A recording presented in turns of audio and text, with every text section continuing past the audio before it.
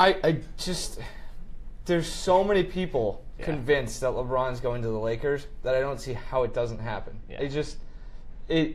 Everything you read, everything you hear, everything you see points to LeBron going to the Lakers when his contract runs up. You don't necessarily know that Isaiah Thomas is going to be healthy or is going to want to stay in Cleveland. I don't, you know what I mean? This guy, Thomas has gone on record as saying he wants a max contract. Yep. He's a guy who's gone on record saying he wants to be paid like he thinks he's worth.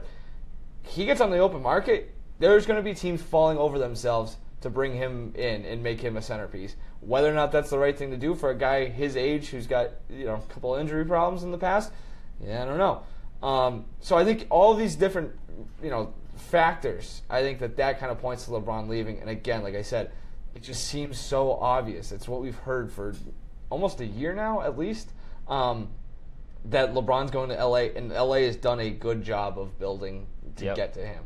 The tampering stuff, not great.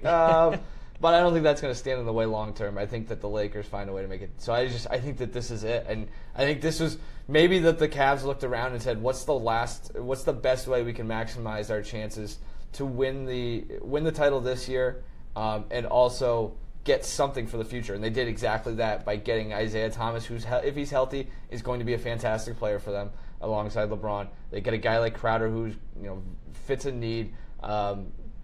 And they get the Brooklyn pick, so you can start that rebuild as well. Mm-hmm. But I just don't see how it happens. I just think, again, like I said, too many signs pointing to him leaving. I think he's gone, and you kind of see he's the type of guy I think who would come out and say like I'm staying in Cleveland, and then when that doubt starts to creep in, and he hasn't really been on the record as saying like, oh yeah, like I'm not leaving.